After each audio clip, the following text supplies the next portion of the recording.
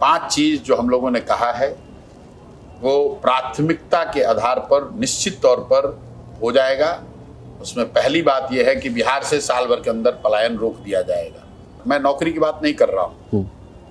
बिहार में राजनीतिक और सामाजिक जीवन में रहने वाले लोगों को ये समझना चाहिए कि आप पूरे इतने बड़े आबादी को सरकारी नौकरी नहीं दे सकते, लेकिन इतने बड़े समाज को आप अच्छा पढ़ा सकते हैं, इतनी बड़ी जनसंख्या को आप रोजी रोजगार की व्यवस्था कर सकते हैं। तो जन सुराज का पहला संकल्प ये है कि साल भर के अंदर यहाँ डिस्ट्रेस माइग्रेशन रोक दिया जाएगा। यहाँ पर लोगों को 10 से 15 हज़ार रुपए की नौकरी रोजगार की व्यवस्था कर दी जाएगी। दूसरा ब्लूप्रिंट ये है कि बिहार के हर बच्चे के लिए उसका पैसा सरकार भरेगी।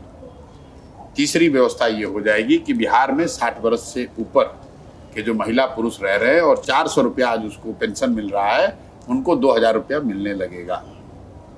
चौथी बात ये होगी कि बिहार में जो महिलाएं हैं, जो कामकाजी महिलाएं हैं, जो घर में बैठी हुई हैं, कुछ करना चाहती हैं, उनको 4% सालाना ब्याज के दर पर उनको लोन मिलने लगेगा, ताकि वो अपने घर में कुछ ना कुछ रोजी रोजगार कर सकें, अपने और अपने बच्चों के लिए कुछ धन अर्जन कर सकें।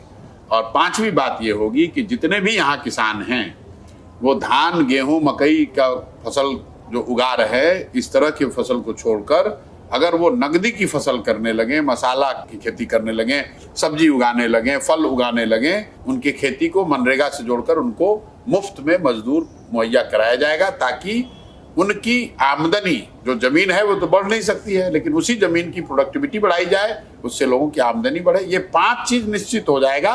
तो अगर जन सुराज की सरकार बनी तो ये 5 चीज निश्चित हो जाएगा।